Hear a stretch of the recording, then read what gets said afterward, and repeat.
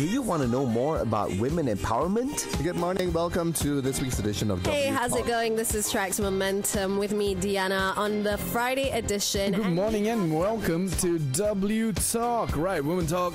Welcome back to W Talk. It's calling you in the studios of TRAXXfm. Tune in to W Talk every Fridays from 11:15 to 11:45 a.m. only on TRAXXfm. Well, good morning, and as you know it is now time for W Talk right here on TRAXXfm. You are with me, KG, and in this hour we've got Madam Cheryl Barr, Kumaralasinghe, who is the Director of Enforcement Division with the Department of Personal Data Protection, with us today to talk about Data Privacy Day. Now, before we get on with the interview, let me just give you a couple of words about Madam Cheryl. All right, now she is the Director of Enforcement at the Department of Personal Data Protection, Malaysia. She holds an MSc in Management of Science, Technology and Innovation from the University of Manchester. She's currently a PhD candidate at the Department of Science and Technology Studies with UM, and her experience in the public sector spans about 18 years, includes public policy, administration and security. Her research interests includes public policy governance and personal data protection. In her free time, she enjoys reading, cooking and traveling, and a cause that she's very close to is child literacy, whereby she volunteers teaching underprivileged children reading and writing. And of course, with that, hello and good morning to you, Madam Cheryl. Good morning, KG, and thank you for the opportunity to speak today. All right, lovely. It is lovely having you here today on W Talk. And of course, before we get on, could you just tell us a little bit more about yourself? Well, KG, I think you've described me quite thoroughly, but I've actually been working in the civil service for the past 18 years, and that's where my experience comes in, and that's how I've been posted with the Ministry of Communication and Multimedia now, specifically with the Department of Data Protection and Malaysia. Yes. All right, lovely. Now, of course, personal data protection. Now, this is something that is common nowadays. It is something common due to technology, as it is, because technology allows our data to be just about everywhere. And of course, when our data is everywhere, a lot of people can use it for different purposes. And of course, you step in the middle and make sure that does not happen as well. But it's a very niche environment to be working in as well. What inspired to do what you do and get to where you are today? And why did you choose this profession above all others? Well, actually, it's been a very interesting journey for me and an honor to be in this position. I've been, as I said before, I was working in the civil service for 18 years. So I've had experience in various departments. And I've also been fortunate that I've had a working stint in Sarawak for 2 years between 2011 and 2013. So all this combined, I would say, have provided stepping stones to my career so far. So, and I'm also very fortunate that the government of Malaysia had given me a scholarship to pursue my PhD in the University of Malaya, and my study specifically deals with data protection. And I would say my interest that triggered me to study, to explore further in data protection started with the purchase of a smartwatch, actually. So that triggered many questions on how much of data is being collected and what is the data being used for, and how are we actually protected in terms of our data. And of course, you know, we keep hearing the term personal data protection, right? Now, of course, for many, it just meant like keeping your information close to yourself, writing down all your account numbers somewhere, you know, keeping it safe by yourself. But of course, there's a very, very big environment out there trying to make sure that your data is safe. Could you explain what personal as well as feminist data protection is? Maybe we can just touch upon feminist data protection as well. Well, actually, personal data protection refers to the protection of data subjects or individuals from any form of abuse. And this is with regard to storage, processing of personal data.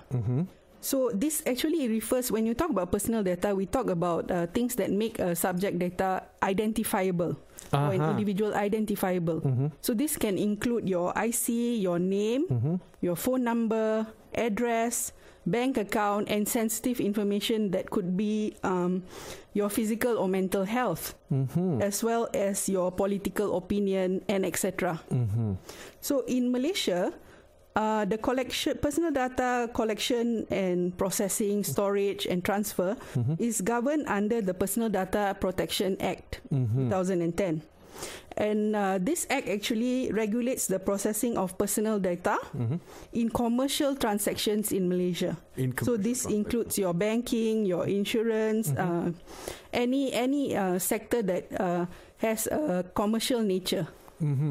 Okay, so as stipulated by this act, so data users or those who collect our data, they are required to comply with data protection standards, and failing which they can be charged a penalty of between 100,000 to 500,000 and or between 1 to 3 years imprisonment. So in terms of feminist data is probably a catchphrase now in the developing world. Okay. But in Malaysia, we are still not looking at that yet, because we are still trying to enforce on generic personal data protection principles. And what actually feminist data protection is actually incorporating perspectives and also engagement with feminists, feminine perspectives and also feminine engagement.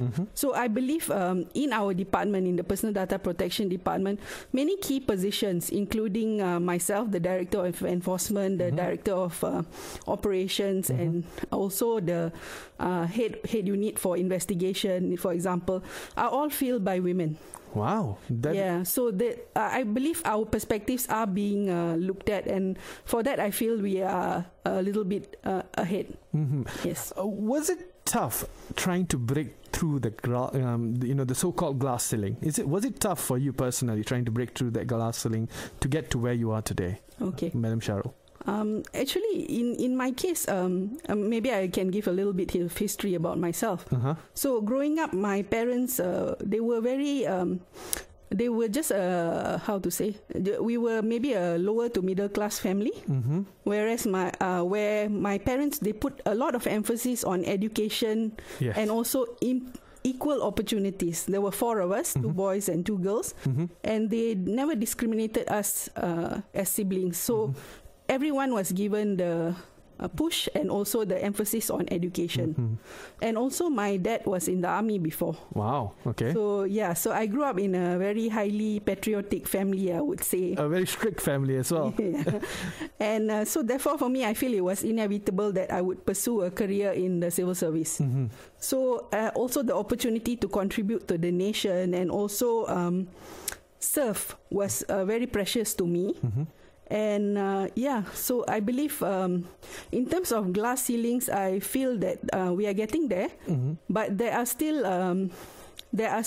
barriers in terms of people's perceptions of what positions are suitable for women or what positions can be held by women. But I believe we add on a special kind of dynamic to whatever position we fill in terms of our EQ, in terms of our perspectives of looking at things a different way, or maybe harnessing teamwork from our staff and from our subordinates and also our team. And approach to problem solving as well. You would always have different ways of approaching problem. Like for me, I would always approach it with a sledgehammer mentality, break it through and we get through. But with women, there's always, you can be more finesse about it and you can definitely make the problem go away much, much easier as well. And that is, as you said, perspective is one of the key factors of having women in top positions. There are better perspectives out there that sometimes, men are not aware of.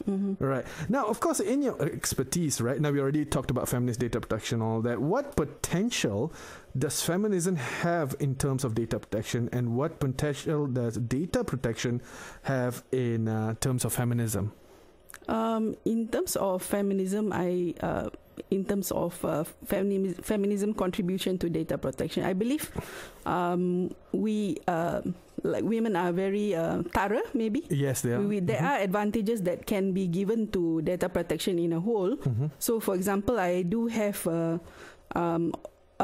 officers who are doing inspections. We do routine inspections for our registered premises and licensees under the under our department. And I believe I see an advantage with having a women on the team, meaning to say that they are more thorough, and also they are they provide a unique perspective. So it is always an advantage to have a diverse team.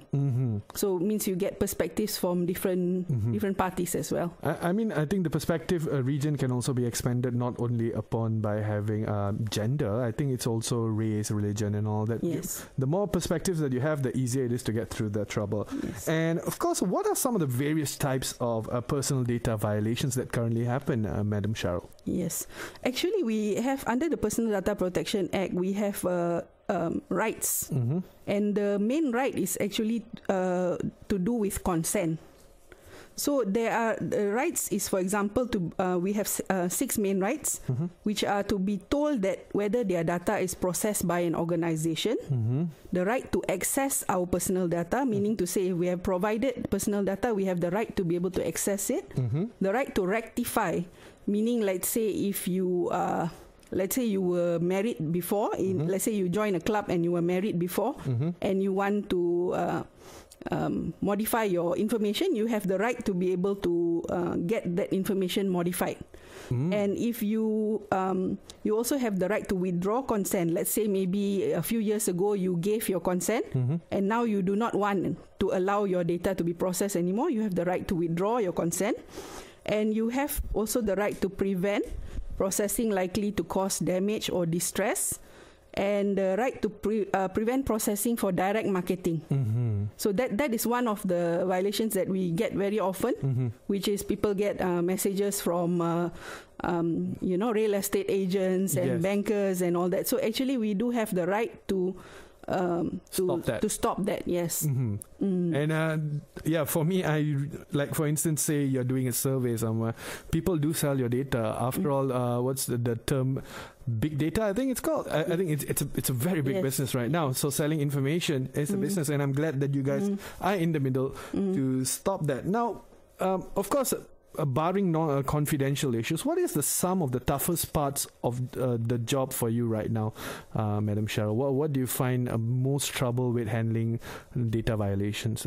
I believe the biggest problem that we have is actually from the lack of awareness. The lack of awareness, because if you see, data is actually the new oil. It is, yes. So yes, so when we have to realize how precious our data actually is.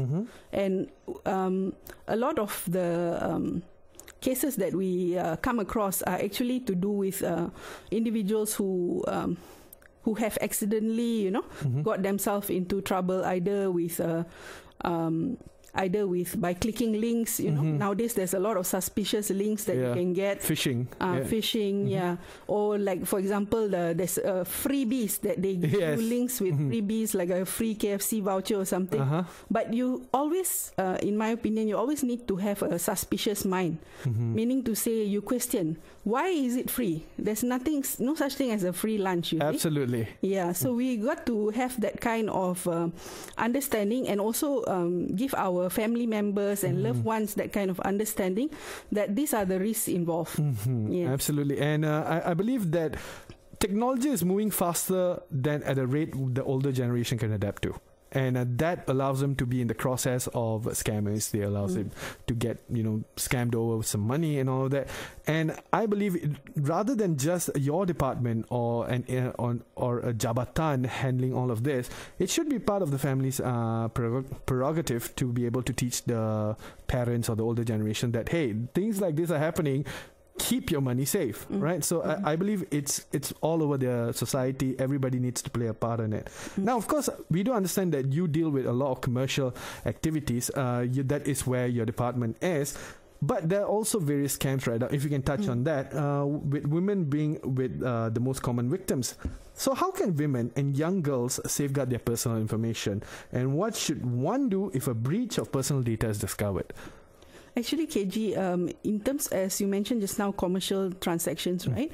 Under the Department of Personal Data Protection, our purview is on commercial transactions. So anything other than that, especially related to scamming and all that, would come under the police department. So actually, the issue is that right now with social media and the internet, there's so much of personal data available for misuse. And some of it is actually voluntarily provided. Yes. So through tests or, on social media, they've got games and tests where your face app and things like that. Yeah. So it's important, actually. I would advise everybody, including young girls and ladies as well, to practice careful and good online habits. So meaning to say, you don't overshare any material that you have, just for the sake of getting a few likes or, things like that. And especially, there was a case where people were sharing vaccination certificates. Yeah. All that has your personal data there, boarding passes, identification cards and examination slips and things like that. So you don't realize how much of information that is available there. And that's also a security issue, which means to say that you don't want just anybody knowing what you're up to, Yeah. And also, as I said, be suspicious of any links. Even the scammers have gotten very smart. So, for example, even if you type in banking, the URL, right? So it's just one alphabet that's different. Yes. Or it's just very minimal. So we have to do our due diligence. Yes, like in the word bank, we could use if it's a Cyrillic A, that is the wrong one. Yes. And that is all part of the ASCII key. So, guys, it's very easy to get duped, but make sure that you understand how you will get duped as well. I do have a story about that, about boarding passes. I remember a story where someone posted their boarding pass on a social media site. And boarding passes now come with QR codes. Yes. So what they did was someone scanned the QR code, got to the airplane's registration site, and they cancelled the ticket on that point, and the person could no longer board the plane. Things like that can be done. Yes. So guys, it's very easy to get scammed, and of course, as you said, be suspicious.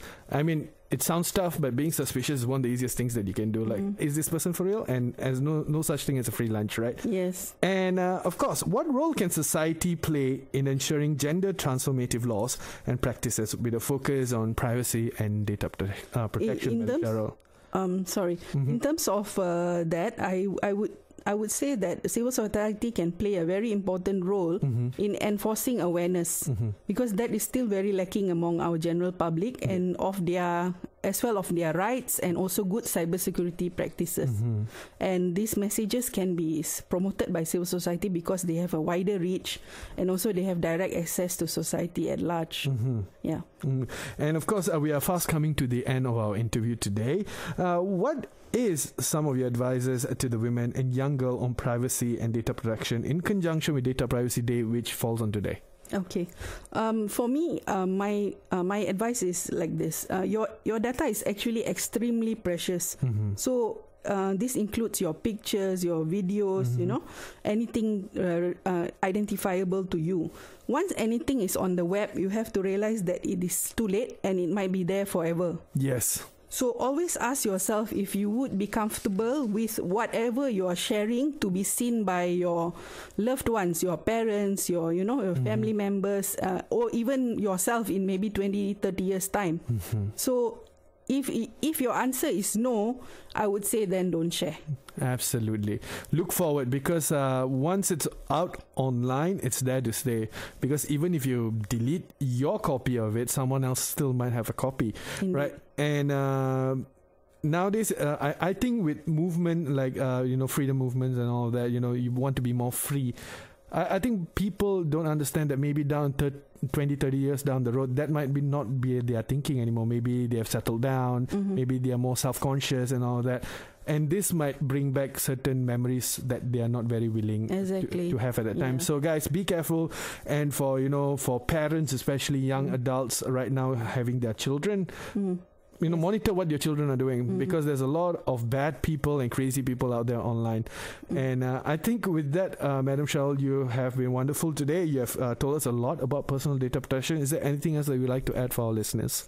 I would say that as I said, it's very important to be suspicious. Anything you post, like for example, like children's pictures or even your own pictures and all that, always look at it from the perspective of what if. Yes. So if even if you think the picture is very cute, but what if somebody were looking at, it in a negative way? From a very negative way, yes. Yeah. So another thing is probably a practice that is a good cybersecurity practice. Once in a way, Google yourself.